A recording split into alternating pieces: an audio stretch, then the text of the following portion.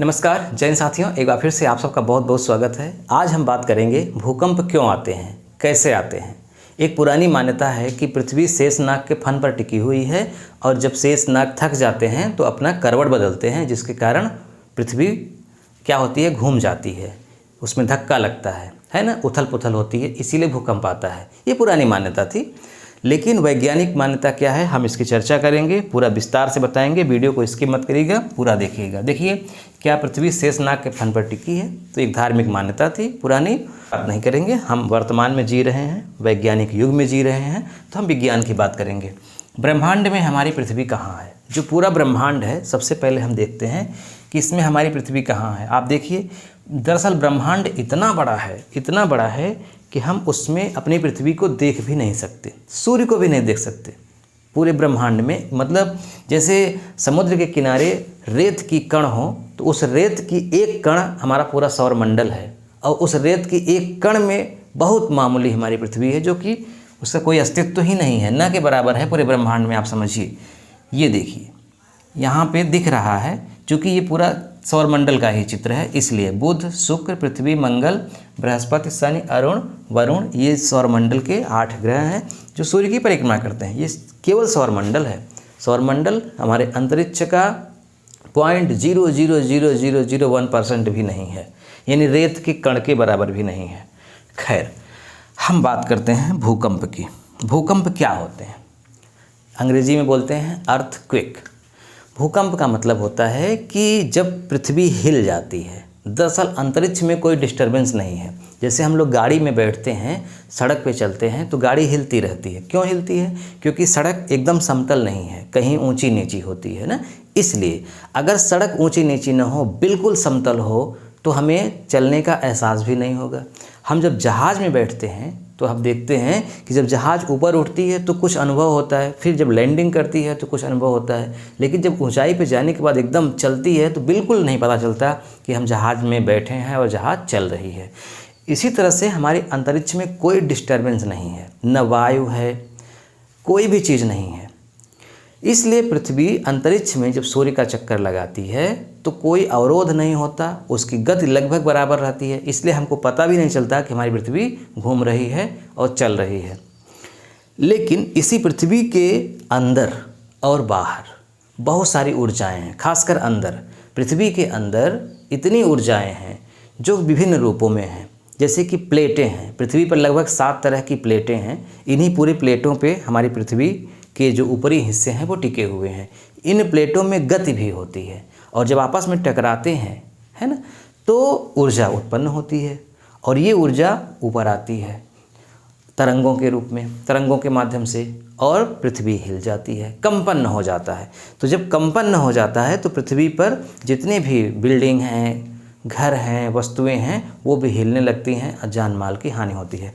तो ये भूकंप कुछ विशेष क्षेत्र में भी हो सकते हैं, पूरी पृथ्वी पर एक साथ लगभग न के बराबर होते हैं, नहीं होते हैं, विशेष क्षेत्र में ही होते हैं। हम आगे चर्चा करेंगे। ये देखिए, जब भूकंप आता है तो पृथ्वी का ऊपरी हिस्सा हिल जाता है, फट जाती है चट्टानें, इस तरह से घर, बिल्डिंग गिरने लगते हैं, जान माल की हानि होती है। तो पृथ्वी का हिलना ही भूकंप है। अब हम एक एक बात को स्टेप बाय स्टेप देखेंगे। सबसे पहली बात हमारी है, पृथ्वी की आंतरिक संरचना कैसी है। हम जो अपनी पृथ्वी को देख रहे हैं, ये ऊपरी हिस्सा तो हमने देख लिया, लेकिन पृथ्वी के अंदर हम नहीं देख पाए। दरअसल हमारी पृथ्वी जो है, जैसे पृथ्वी ये है तो इसका बीच सेंटर मान लीजिए यहाँ पे है, तो इस बीच केंद्र की दूरी पृथ्वी की सतह से कितनी है? 6371 किलोमीटर। यानी हम पृथ्वी से 6371 किलोमीटर अगर एकदम सीधे जाएं अंदर तो एकदम मध्य में पहुंच जाएंगे। फिर 6371 किलोमीटर चलेंगे तो बाहर निकल जाएंगे। यानी इसी की जस्ट उल्टा, मतलब डबल, 6371 कितना हुआ? 1 1 2 7 7 14 3 3 6 1 7 6 6 12 12,742 किलोमीटर लगभग इसका व्यास है। यानी 12,742 किलोमीटर से ज़्यादा कि कोई वस्तु लंबी अगर हो तो पृथ्वी के इस पार से उस पार निकल जाएगी। ये एक हमारा मोटा मोटा अनुमान है, लगभग सही है। लेकिन इस पृथ्वी के अंदर क्या क्या है किस रूप में है, इसकी जानकारी अभी 100% हमारे वैज्ञानिकों के पास नहीं है। इसका रीज़न ये है कि हम तभी जान सकते हैं जब हम यहाँ पहुँचे, या हमारे यंत्र पहुँचे पता लगाएं, कैमरा पहुँचे पता लगाएं। लेकिन पृथ्वी की हम खुदाई भी अगर करते हैं, किए हैं, तो अधिकतम 10 किलोमीटर तक, 11 किलोमीटर तक ही हम खोद पाए हैं, उसके नीचे जा ही नहीं पाए। जबकि 6371 किलोमीटर तक हमको जाना है, तब पता हो पाएगा कि अंदर क्या है। तो पृथ्वी के अंदर एग्जैक्टली क्या है, इसकी पूरी जानकारी हमारे पास प्रत्यक्ष नहीं है, लेकिन इसकी जानकारी होती है भूकंप के माध्यम से। तो जो भूकंप हमारी पृथ्वी पर आते हैं, इनके माध्यम से जान माल की हानि तो होती ही है, लेकिन कुछ लाभ भी होते हैं। उन लाभों में क्या है, ऊर्जा मुक्त होती है, उस ऊर्जा का उपयोग भी किया जा सकता है। दूसरी चीज़, इसी मतलब भूकंप की ही वजह से जो इसमें 3 प्रकार की तरंगें निकलती हैं, उन्हीं तरंगों के चलने के आधार पर हमने पता लगाया है कि हमारी पृथ्वी के ऊपर से, मतलब सतह से लेकर के केंद्र तक 3 तरह के मुख्य भाग हैं। क्या हैं?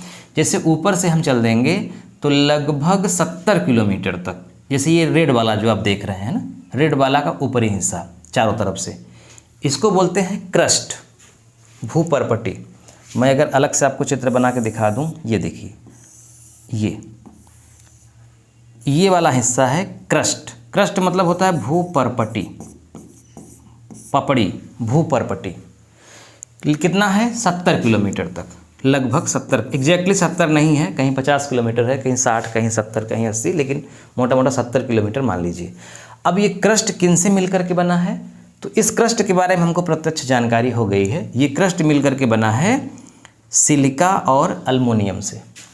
यहाँ लिखते हैं, जो पहला हिस्सा है जिसका क्या नाम है, क्रस्ट, वो किन से मिलकर के बना है? सिलिका। पृथ्वी के ऊपरी हिस्से पे सिलिका सबसे ज़्यादा है, और एल्यूमिनियम, ठीक है, पहली परत।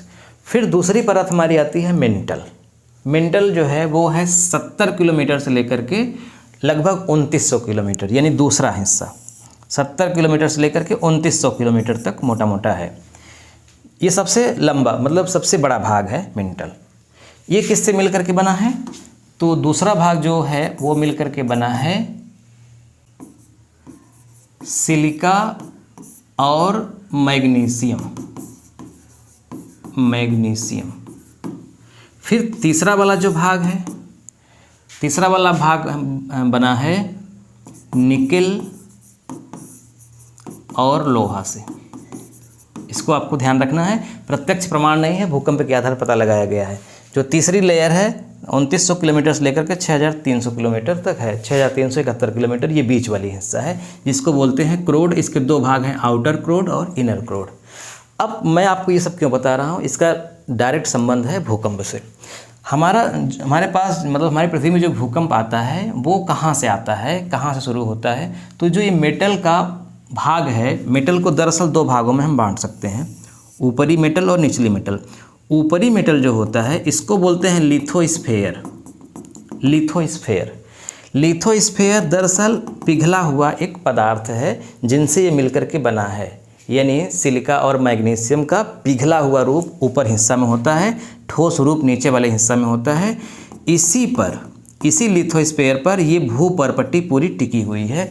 इस भूपर्पटी में 7 प्रकार की प्लेटें हैं, आगे हम चर्चा करेंगे। ये प्लेटें आपस में टकरा जाती हैं कभी कभी, तो यहीं पे क्या होता है, यहीं पे ऊर्जा मुक्त होती है और यहीं से तरंगें ऊपर दाएं बाएं नीचे चारों ओर से चल पड़ती हैं, तो यहीं भूकंप आता है। तो भूकंप का सेंटर कहाँ होता है? मेटल का ऊपरी हिस्सा, जिसे हम लोग लिथोस्फेयर बोलते हैं, यहीं से शुरुआत होती है, बहुत अंदर नहीं होती है। तो ये मोटा मोटा हमने जान लिया कि पृथ्वी की आंतरिक संरचना हमारी कैसी है। पृथ्वी का जो ऊपरी हिस्सा है भूपर्पटी, वो सिलिका और एल्युमिनियम से बना है। दूसरा हिस्सा जो है मेटल, वो सिलिका और मैग्नीशियम से बना है। जो तीसरा वाला हिस्सा है क्रोड, वो निकेल और लोहा से बना है और ये ठोस रूप में है। लेकिन इसके जो 2 भाग हैं, आउटर कोर और इनर कोर, आउटर कोर द्रव रूप में है, यानी निकेल और लोहा पिघला हुआ रूप है और अंदर में निकेल और लोहा ठोस रूप में है। इसी तरह से मेटल का ऊपरी हिस्सा पिघला हुआ है, नीचे वाला ठोस रूप में है। उसी पिघले हुए रूप चीज़ पर ये हमारा ऊपरी हिस्सा तैर रहा है, लेकिन वो पानी नहीं है, वो क्या है, सिलिका और एल्युमिनियम मैग्नीशियम का पिघला हुआ रूप है। इतनी बात आपको समझ में आ गई। अब देखिए टेक्टोनिक प्लेट क्या होती है। हम अभी बात कर रहे थे ना कि जो पृथ्वी पर 7 प्रकार की प्लेटें हैं वो प्लेटें उसी लिथोस्फीयर पर तैर रही हैं और उनकी गति है लगभग 1 सेंटीमीटर प्रति वर्ष। ये 7 प्रकार की प्लेटें हैं। आप देखिए जैसे ये यूरेशियन प्लेट है, ये उत्तरी अमेरिकन प्लेट है। प्लेट का मतलब कि ज़मीन जिस पर टिकी हुई है उसको यहाँ पे भूगोल की भाषा में प्लेट बोलते हैं। ये कोई प्लेट नहीं होती है बल्कि ज़मीन से शुरू कर दीजिए नीचे तक एक बहुत बड़ा हिस्सा होता है जिसमें सभी चीज़ें होती हैं, सिलिका, एल्युमिनियम, पत्थर, बहुत सारी चीज़ें होती हैं, सब कुछ उसी पर है। और उसके नीचे लिथोस्फीयर है और इसी पर पूरी बिल्डिंग बनी हुई है, इसी पर पहाड़ है, इसी पर हम खड़े हैं। तो इसमें गति भी होती है, ये प्रति वर्ष 1 से 2 सेंटीमीटर आगे बढ़ जाती है। तो जैसे ये उत्तरी अमेरिका है ना, मैं नामकरण कर देता हूँ इसका, आप समझ जाएंगे, नोट कर लीजिएगा। जैसे ये एक प्लेट हो गई उत्तरी अमेरिकन प्लेट, यानी पूरी उत्तरी अमेरिका इसी प्लेट पर है, जैसे कनाडा, मैक्सिको, अमेरिका। फिर ये दूसरी प्लेट हो गई दक्षिण अमेरिका। फिर ये तीसरी प्लेट हो गई अफ्रीका, जो पूरा अफ्रीका है। फिर यूरेशियन प्लेट हो गई जिसमें यूरोप और एशिया महाद्वीप के हिस्से हैं। फिर इंडो ऑस्ट्रेलियन प्लेट है, ये तो छोटी प्लेट मानी जाती है। फिर एक अंटार्कटिका प्लेट है, इसको 5वां कह सकते हैं। एक प्रशांत प्लेट है, इसको 6वां कह सकते हैं। और एक भारतीय प्लेट है, इंडो प्लेट बोलते हैं, भारतीय, जिसमें अपना देश भारत, इधर इंडोनेशिया, इधर सारी चीज़ें हैं, मतलब Myanmar, Thailand, Laos, Cambodia, Vietnam, ये सब हैं। तो मुख्य रूप से 7 प्रकार की बड़ी प्लेटें हैं, बाकी छोटी छोटी प्लेटें हैं, जैसे ये ऑस्ट्रेलियन प्लेट है, नजका प्लेट है, ये सारी प्लेटें हैं, छोटी छोटी प्लेटें हैं। अब ये प्लेटें, जैसे मैं आगे आपको समझा देता हूँ, जैसे भूकंप आने के मुख्य कारण क्या है, ये जो प्लेटें हैं वो क्या होती हैं, एक जगह से दूसरी जगह खिसक रही होती हैं। तो जब खिसकती हैं तो क्या होता है, 3 तरह से खिसकेंगी प्लेट। जैसे मैं 2 प्लेट बना के दिखाता हूँ आपको।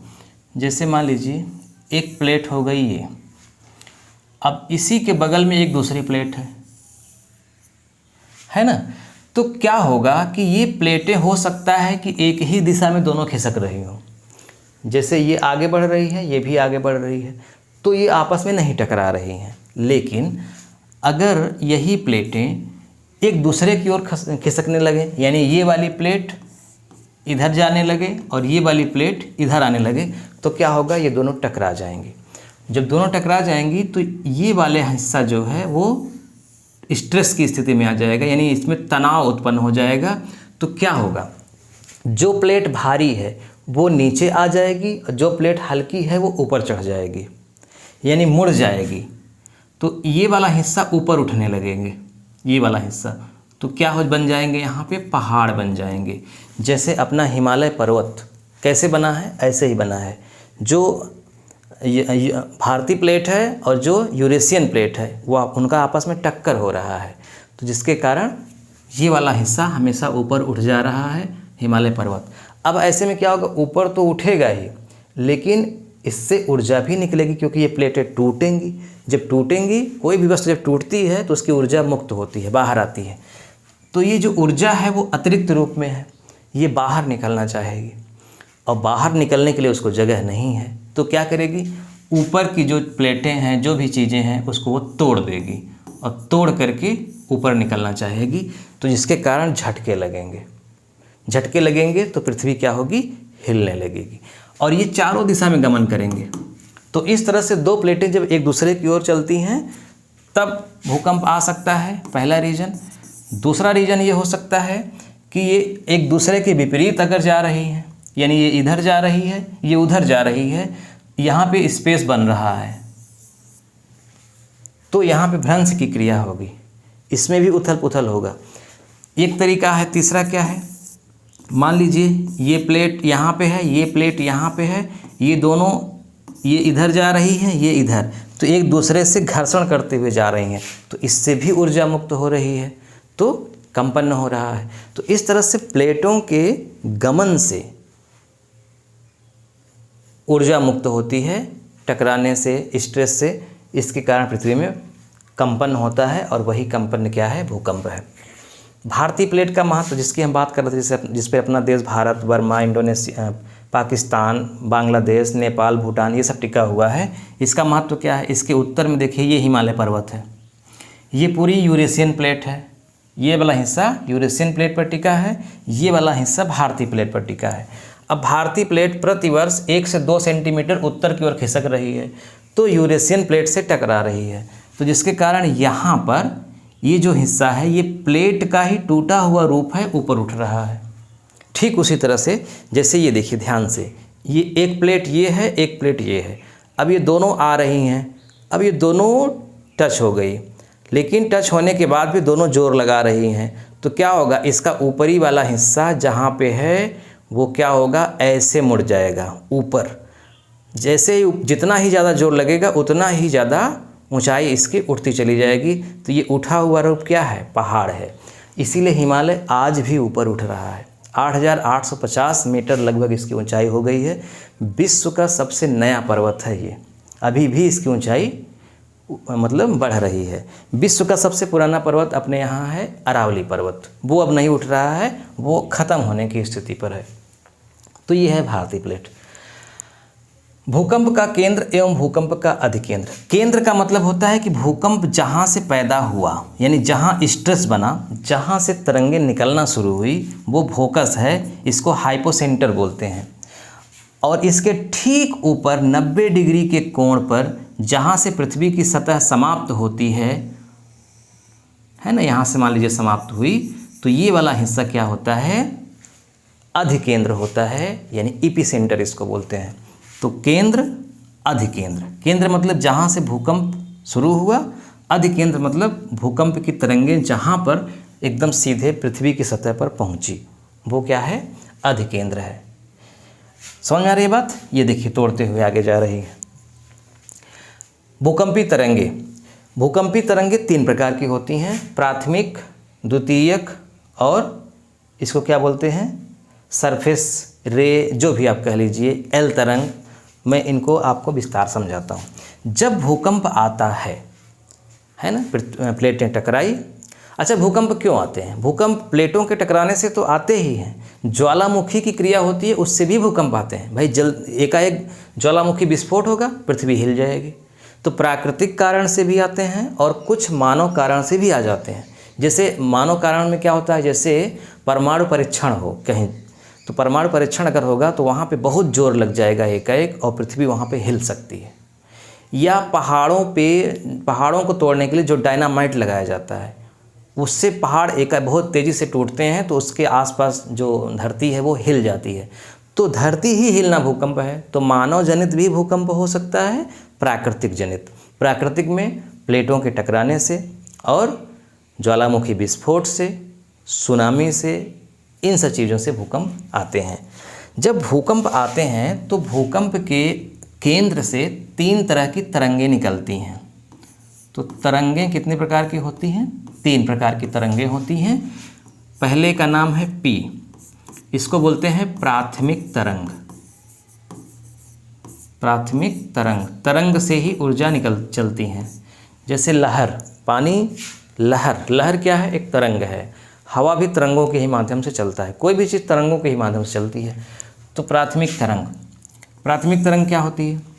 जब भूकंप आता है तो जो 3 तरह की तरंगें निकलती हैं, उनमें सबसे पहली जो तरंग होती है उसको प्राथमिक तरंग बोलते हैं। और ये धरती पर, यानी धरती की सतह पे सबसे पहले पहुंचती है, यानी इसका अनुभव सबसे पहले होता है। इस तरंग की जो चाल होती है वो थोड़ी धीमी होती है। धीम चाल मतलब अन्य तरंगों की चाल से, उल्टा बता दिए। इसकी जो चाल होती है वो सबसे तेज होती है, सबसे तेज, इसीलिए ये सबसे पहले पहुंचती है। लेकिन जो मतलब जिसकी चाल बहुत तेज होगी उसकी तीव्रता बहुत कम होगी। इसकी तीव्रता क्या होती है? कम होती है। मतलब चाल तेज होती है, तीव्रता इसकी कम होती है, जिसके कारण इससे प्रभाव कम पड़ता है। यानी प्राथमिक तरंगों से जान माल की हानि बहुत कम होती है। और सबसे अच्छी बात ये है कि ये तीनों में चल सकता है, यानी ठोस में भी चल सकता है, द्रव में भी चल सकती है और गैस में भी। यानी पत्थर लोहे में भी चल लेगी ये तरंग, पानी में भी चल लेगी, गैस हवा में भी चल लेगी। इसीलिए अनुदैर्ध्य तरंग अनुदैर्ध्य प्रकार की तरंग है। अनुदैर्ध्य जैसे ध्वनि तरंग अनुदैर्ध्य है, ठोस द्रव गैस तीनों में चल लेती है प्राथमिक तरंग। फिर दूसरी तरंग होती है यस, इसको सेकेंडरी बोलते हैं या द्वितीयक। द्वितीयक तरंग इसको बोलते हैं। प्राथमिक तरंग के पहुंचने के बाद ये पहुंचती है। इसकी चाल थोड़ी धीमी होती है, प्राथमिक तरंग की अपेक्षा धीमी होती है, तीव्रता ज़्यादा होती है इसकी, यानी ये ज़्यादा नुकसान पहुंचाती है। ये अनुप्रस्थ प्रकार की है। जैसे प्रकाश तरंग अनुप्रस्थ है, वैसे ही ये भी अनुप्रस्थ है। और ये केवल ठोस में चल लेती है, द्रव में नहीं चल पाती, केवल ठोस में चलती है। ये द्रव में और गैस में ये नहीं चल पाएगी। फिर जो तीसरी तरंग है उसको बोलते हैं यल तरंग। ये जो तरंग है वो केवल और केवल धरातल पर चलती है, धरातल पर, और सबसे बाद में पहुंचती है। सबसे धीमी होती है, लेकिन इसकी तीव्रता सबसे ज़्यादा होती है और सबसे ज़्यादा नुकसान इसी से होता है। आप देखते हैं जो बड़ी बड़ी बिल्डिंगें गिर जाती हैं वो एल तरंग के ही कारण गिरती हैं। इन्हीं तरंगों से ही पृथ्वी के हमारे अंदर के हिस्से का पता चलता है कि कैसा है। जब प्राथमिक तरंग चलेगी तो ठोस द्रव गैस तीनों से गुजर जाएगी, है ना, तो जहाँ तक गई इसका मतलब वहाँ कुछ भी हो सकता है। लेकिन द्वितीयक तरंग जब जाएगी जहाँ तक, तो वहाँ तक केवल ठोस ही है। जहाँ से ख़त्म हो गई, मिलना शुरू बंद हो गई, समझो वहाँ पे पानी है या फिर गैस है। तो जहाँ तक ये जाती है वहाँ तक ठोस होता है, और ये धरातल तरंग ऊपर ही जाती है। तो चूँकि प्राथमिक तरंग नीचे तक चली जाती है और यस तरंग बहुत नीचे तक नहीं जा पाती, तो यस तरंग जहाँ तक जाती है फिर उसके बाद अनुमान लगाया जाता है कि इसके आगे लिक्विड है। तो इस तरह से अनुमान लगाया गया है। पृथ्वी की तीव्रता को कैसे मापते हैं? तो रिक्टर स्केल एक होता है, उससे तीव्रता नापते हैं, और इसमें 1 से 10 तक या 0 से 10 तक कह सकते हैं होता है। जैसे 1 2 3 4 5 6 7 8 9। जैसे ही एक पॉइंट ऊपर जाता है, जैसे कहते हैं ना कि 6 तीव्रता का भूकंप आया रिक्टर स्केल में, 7 का आया, 8 का आया, 9 का आया, तो जैसे ही एक पॉइंट बढ़ता है, एक पॉइंट बढ़ता है तो उसमें 10 गुना तीव्रता बढ़ती है। 10 गुना तीव्रता बढ़ेगी और 32 गुना ऊर्जा बढ़ेगी। मतलब जैसे कहीं 8 रिक्टर स्केल का भूकंप आया और कहीं 9 रिक्टर स्केल का आया, तो इस देखने में तो लग रहा है कि एक ही पॉइंट ज़्यादा है, लेकिन तीव्रता अगर इसकी 5 है तो इसकी कितनी हो गई है? 10। इसकी तीव्रता 5 है तो इसकी कितनी हो गई है? 160। मतलब इतना अंतर है, 32 गुना ज़्यादा। इसीलिए एक एक पॉइंट में भी बढ़ते हुए जब आगे जाती है तो बहुत ज़्यादा जान माल की हानि होने लगती है। अगर 9 हो गई तो बहुत नुकसान, और 9 से ऊपर हो गई तो समझ लीजिए कि कुछ बचता ही नहीं है। ठीक है, तो इस पैमाने के आधार पे, तीव्रता के आधार पे निकाला जाता है कि कितना तेज भूकंप आया है।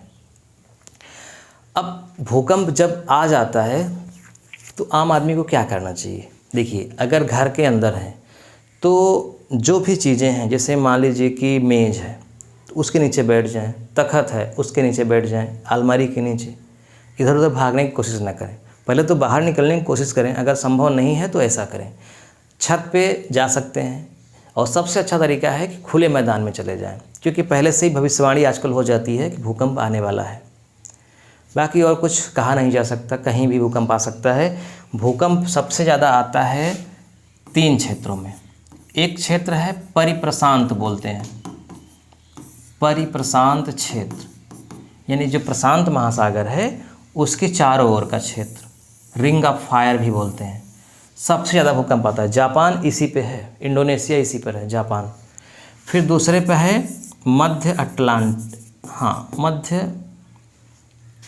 अटलांटिक ही कह सकते हैं, अटलांटिक महासागर के बीचों बीच बहुत भूकंप आता है। फिर इसके बाद यूरोप का मध्य हिस्सा आता है, अल्पाइन इसको बोलते हैं, जिससे अपना हिमालय भी इसी में आता है। तो यहाँ सबसे ज़्यादा भूकंप आते हैं। ध्यान रखिएगा, जो मैदानी क्षेत्र होते हैं वहाँ भूकंप बहुत कम आते हैं, क्योंकि वहाँ पे धरती कम हिलती है। जहाँ पे चट्टानी चीज़ें होती हैं वहाँ धरती ज़्यादा हिलती है। जैसे मान लीजिए ये धरती है, अब यहाँ से शुरू हुआ भूकंप, ये धरती है, यहाँ से शुरू हुआ भूकंप, ये पूरा चट्टान है, चट्टान, और यहाँ पूरा क्या है, मान लीजिए मिट्टी है। तो यहाँ जब ये इसका जो तरंग है जब ऊपर जाएगी तो इस चट्टान को तोड़ते हुए जाएगी और इसमें झटके लगेंगे बहुत तेज़ी से, ये पूरी चट्टान हिलेगी। लेकिन यहाँ पर आसानी से ये निकल जाएगी, बहुत कम हिलेगी। इसीलिए मैदानी क्षेत्रों में भूकंप कम आते हैं, पहाड़ी क्षेत्रों में भूकंप ज़्यादा आते हैं। जहाँ पे पेड़ पौधे ज़्यादा हैं, मैंग्रोव वन है, वहाँ पे भूकंप का बहुत कम अनुभव होता है। इसीलिए कहा जाता है पेड़ पौधों को खूब लगाइए, मैंग्रोव वनों को खूब लगाइए। जहाँ प्राकृतिक चीज़ें ज़्यादा होंगी वहाँ कम, जहाँ पे पहाड़ ज़्यादा होंगे, पर्वत ज़्यादा होंगे, प्राकृतिक चीज़ें कम होंगी, पेड़ कम होंगे, वहाँ पे भूकंप का ज़्यादा अनुभव होता है। इसीलिए आप देखते हैं कि शहर ज़्यादा तबाह होते हैं, क्योंकि वहाँ पेड़ पौधे प्राकृतिक चीज़ें कम होती हैं। या शहर पहाड़ पे बसा है तो और ख़तरनाक है। लेकिन अगर मैदानी क्षेत्र में, जैसे गंगा यमुना के मैदानी क्षेत्र में है, तो यहाँ पे भूकंप का अनुभव बहुत कम होता है। आता है लेकिन नुकसान बहुत कम होता है, क्योंकि आसानी से तरंगें निकल जाती हैं, कम हिलाती हैं धरती को। ठीक, तो आज हमने मोटा मोटा बात किया कि भूकंप क्यों आते हैं, भूकंप को नापा कैसे जाता है, कितने प्रकार का होता है। अच्छा, हमने प्रकार की बात नहीं किया, भूकंप के प्रकार, भूकंप कितने प्रकार के होते हैं। तो इसको ऊंचाई के आधार पर हम इसको 3 प्रकार में कह सकते हैं, 3 प्रकार में। एक होता है छिछला, छिछला केंद्र का भूकंप, छिछला केंद्र का भूकंप। ये होता है 0 से 50 किलोमीटर के नीचे तक, मतलब धरती के सतह से 50 किलोमीटर के नीचे तक में कहीं से अगर भूकंप आ रहा है तो उसको छिछला केंद्र का भूकंप बोलते हैं। और ये प्रायः नुकसान कम करता है, क्योंकि ये आसानी से कम ही जगह को तोड़ते हुए ऊपर निकल जाएगा। जो गहरा होता है, गहरा केंद्र यानी काफ़ी नीचे होता है, वो होता है 50 किलोमीटर से लगभग 250 किलोमीटर तक। इससे ज़्यादा तबाही होती है। फिर सबसे गहरा, एकदम अंतिम में इसको क्या नाम दे सकते हैं, सबसे नीचे का, नीचे का।